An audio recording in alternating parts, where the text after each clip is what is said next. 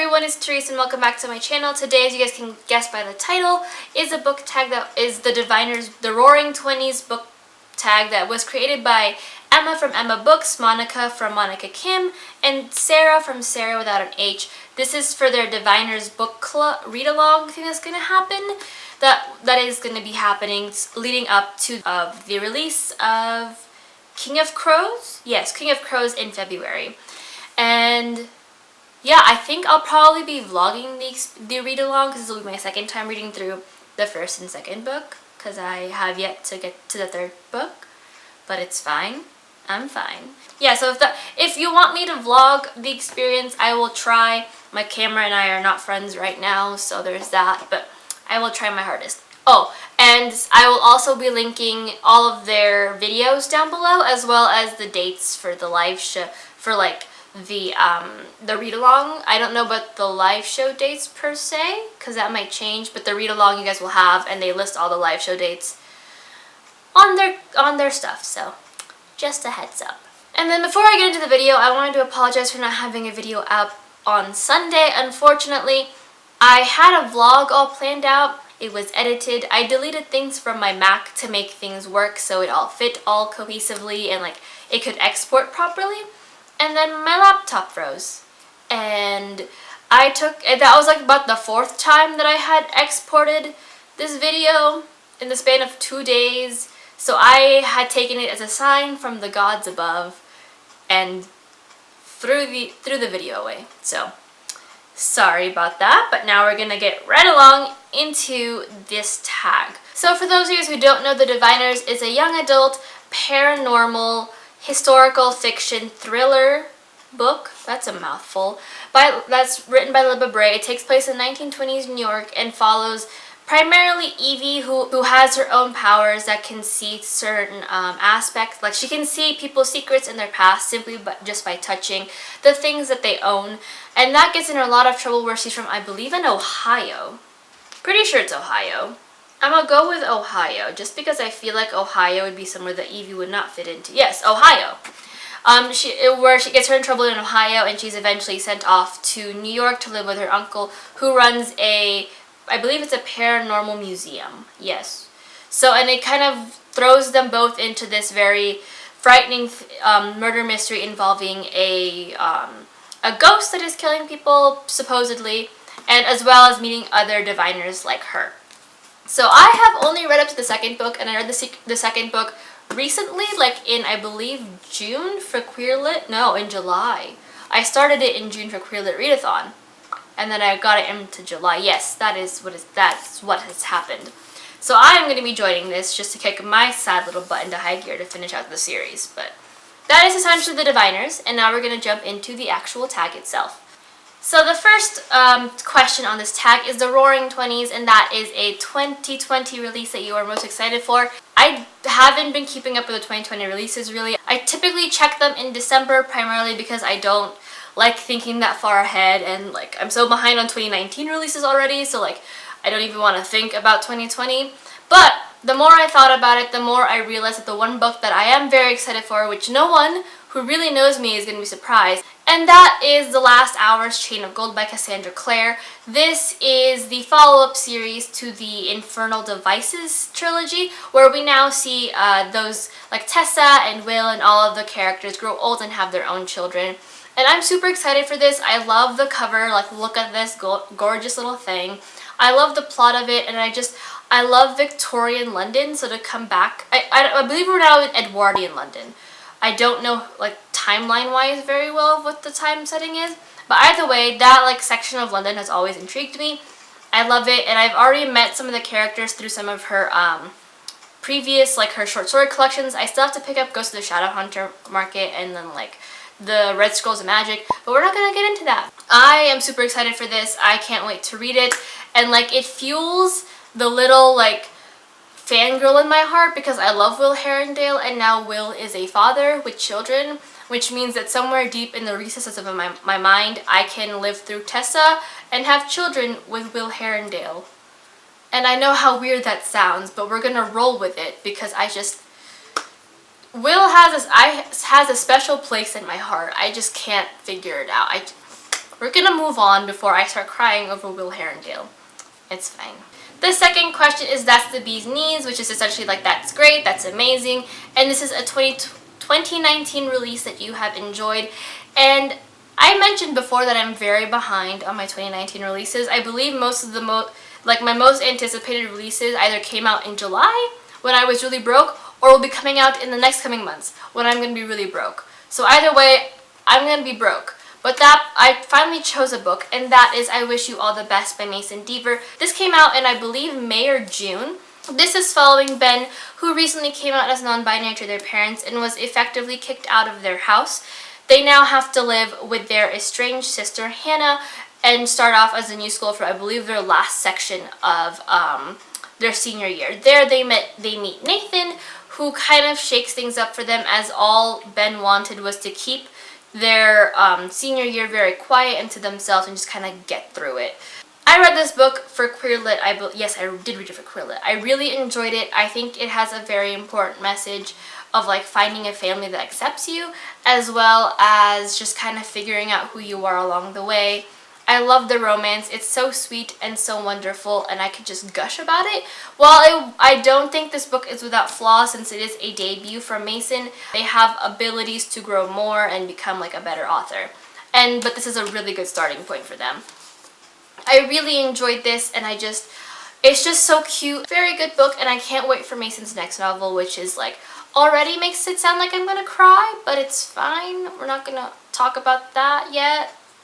Question number 2 is Now You're on the Trolley, which means now you're getting it right. And this is to choose a book that took you about like a series that took you about like a book or two to get into. And that is a no-brainer for me, and that is The Crown of Midnight by Sarah J. Maas. This is the second book to the Throne of Glass series. So essentially, what the Throne of Glass series is about this assassin, Selena, who is thrown into the Champions battle. And in order for herself to be to free herself from this contract and from life in general, like from being a slave in general, she has to compete in this battle, and it becomes like this whole other ordeal that transforms throughout the novels. Now, I read Throne of Glass, and I liked it. I liked the concept. I liked the idea of it, but I really did not like the love triangle. I didn't like the choice in the end for said love triangle. I also just didn't enjoy some of the cliches that were going on with the novel, and like I literally like looked at my friend, because she was the one who suggested I read A Court of Thorn and Roses and then Throne of Glass. I looked at her in the morning and was like, I can't do it, I can't continue. And then she was like, give it until the second book. The second book throws everything in for a loop and you will like it, I swear.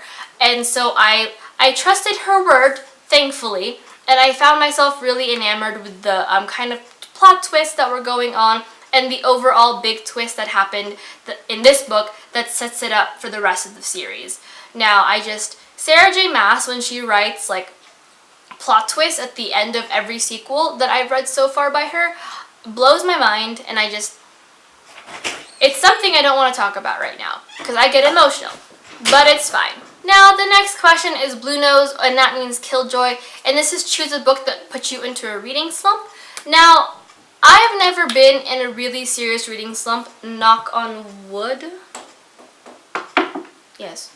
Primarily because I have been a reader for a while, and I've realized my tips and tricks of the trade that get me either out of a reading slump before as it's starting, or stops the reading slump cold in its tracks. So thankfully I've never been in a reading slump, but my reading has significantly slowed down because of these two books, and that's because I, like the dummy that I am, read them consecutively, and that is 50 Shades of Grey by E.L. James, and then the After trilogy by Anna Todd.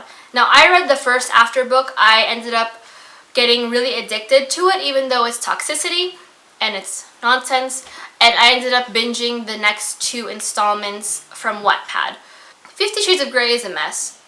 I don't even want to talk about it anymore. I will probably never, ever, ever, ever in a million years look at that book ever again. After by Anna Todd, I enjoyed a little more. I saw where the comparisons were, but the writing was really immature, and there were some things that just need to be fixing, but I enjoyed it in terms of how the characters kind of progressed throughout the novels, but it still put me in a really weird place reading-wise afterward, and I can't pinpoint it. So I've been really hesitant to pick up the actual physical published version of this novel because I'm like, if you put me in a slump, no amount of like Harry Styles fan fiction will make up for the fact that I am in a reading slump. So we're waiting on that. But these two books have put me in the closest kind of reading slump that I have ever been since like high school. And I was a literature major, like not a creative writing major who did a lot of literature classes. Like if anything else put me in a reading slump, it should have been one of the classics.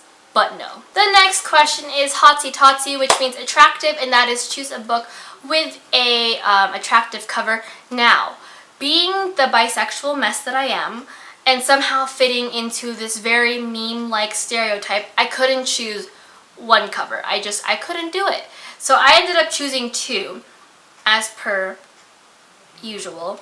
And the first one is The Cruel Prince by Holly Black. This is a YA high fantasy involving Jude, who at a young age was taken to the Fae world where she does not fit in, and in order for her to fit in, she wants to become a knight of the court and has to kind of juggle all these little games.